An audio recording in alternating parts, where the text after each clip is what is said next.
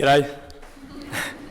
I am Ezekiel. I'm from Brisbane, Australia, or as we would say, Brizzy. My life has been one heck of a journey so far, but to be honest, it's been nothing but a story of grace. So I was raised in a nominally Catholic family. I was the youngest of three, still am the youngest of three. And I was raised uncatechized, but we went to Mass most Sundays, but I didn't really know why. Although when I was 4, I wanted to be a priest. Although before I wanted to be a priest, I wanted to be a dog. So I didn't really know what I was doing. But my whole childhood, up until the age of about 10, was pretty easy going. I played sports. Things were pretty simple. But when I was 10, my life was flipped, and everything kind of fell apart. So my parents got divorced, and then the problems just kind of started to crumble from there. So after my mum walked out, my sister was diagnosed with depression, and she was hospitalised. I always kind of blamed myself. I thought I was the little brother who did something wrong. But when she got out of hospital, I started to understand that it maybe wasn't my fault.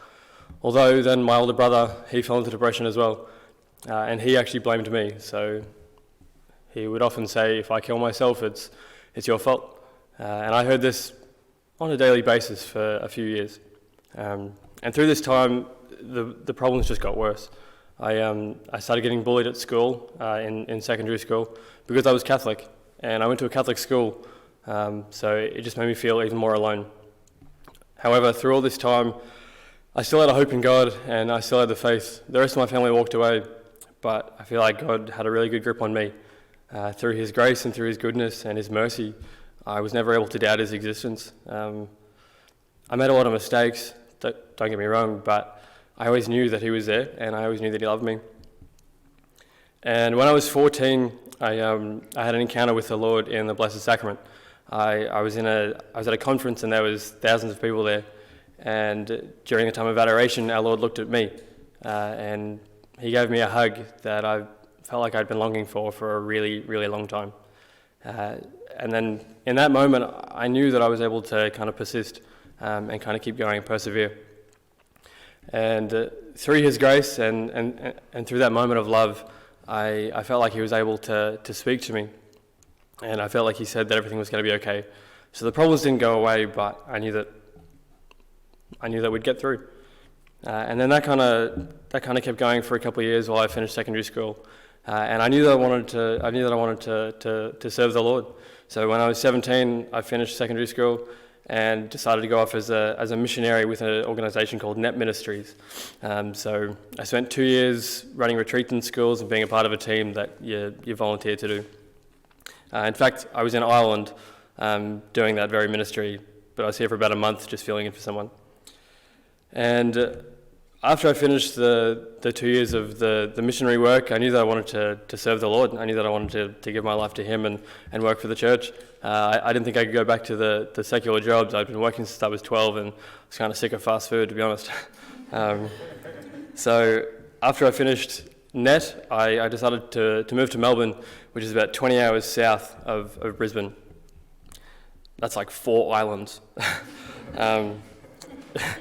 And I started studying theology when I moved there, and I then found myself in prison. I was in and out of prison for about a year, but it's because I was working as a chaplain. I used to have a lot of fun with that. And during that year, I noticed that the Lord was able to really use me. I remember one time, actually, I was sitting in a cafe, and this guy walked in, and as soon as I looked at him, my right ear started aching profusely, and I just felt the nudge of the Holy Spirit, and He just said, "Go pray with him." I went, "No." But I wrestled with God, and eventually I said yes. So I went over to the man and said, "Hey, I'm Ezekiel." Introduced myself and said, "By any chance, do you have a really sore right ear?" And he looked at me gobsmacked and said, "Who are you? How do you know that?" And I said, "God told me." And it took some encouragement, but I just said that I just wanted to say a simple prayer with him, and he agreed. So I sat down, prayed with him, and left. And the year continued. I really enjoyed the prison ministry, and then I decided to move to the States. So I moved to the US, and started working for the church. And the reason I moved to America was because I wanted to start my own ministry. I started speaking in Melbourne, and I had a big dream to move overseas and kick off a ministry. So I moved to the US. I was there for a few months, and then decided to go back to Australia just to pack up my stuff, sell my car. And I got back to Australia, and the next day the country went into lockdown. So I was stuck in Australia. I wasn't in prison though. And I was stuck in Queensland, where I'm from, for a few months, and then that kind of continued. And I was starting to get frustrated because I felt like I was stuck. In fact, I wrote a song called Stuck in an Elevator. I showed it to a friend of mine, and he looked at me and he went, "Are you okay?" And I went, "Not really." But I moved back down to Melbourne, and I moved in with a good friend of mine who's actually a priest. And moving in with him, I had a lot of time to pray and discern. So while I was praying and discerning, I was still asking God for grace and still asking him to be able to lead me to where I was supposed to go. But again, the frustrations kind of continued. But I remember one morning, an amazing encounter happened. I woke up one morning to my alarm, and I was like, all right, I'll get up, I'll go for a run, and then I'll watch the sunrise. So I turned my alarm off and went back to bed. The next day, the same thing happened, except this time when I went to turn off my alarm, I knocked over a glass and broke the glass and kind of jumped up to make sure that everything was okay. And it was, but then I couldn't justify going back to bed, so I decided to go for that run. So I drove down to a pier where I was going to start. But before I could start, I noticed that there was this young girl in socks, sweatpants, and a t-shirt, and it was like 7 degrees outside. And I ran over to her and just said, "Hey, are you okay?" And she looked at me, and I noticed that she was pretty young. She probably looked about 12, but she was actually 15. And I looked at her and said, "Are you okay?" And she looked at me and said, "No." So I said, "You must be freezing. Let me grab you a jacket from my car, and then we can chat." So I got a jacket out of my car, and we went and sat down. And for 2 hours, she told me about all the problems that she was going through. She told me about the good family that she came from, that she didn't deserve. So I asked her more about that, and it consisted of her 2 older brothers being in prison and her absent father never being around. And my heart just broke. And I said, "Do you have a faith background? Do you have any sort of, have you heard of God?" She said, "No, not really." So I had a field day. I had a great time because I got to tell her about the Lord and about finding our worth in him and about the good news and about love. And we ended up going for a walk, and we went and got a coffee. I had a coffee, she had a hot chocolate.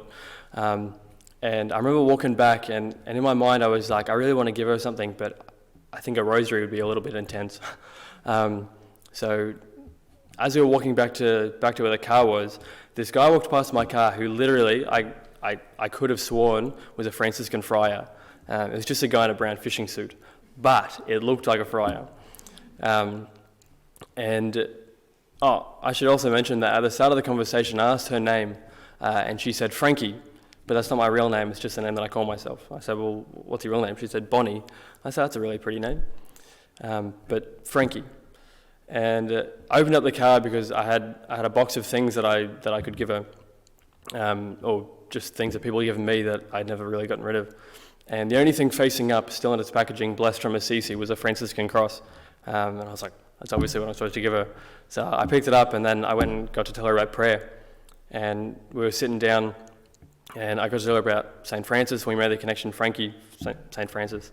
I got to pray with her. I walked her home, and that was it. But when I was leaving, I realized that God used me, and it all started with a broken glass. And he made that mess into something really, really beautiful. And every day a notification comes up on my phone that Bonnie becomes a Franciscan nun. Maybe God willing.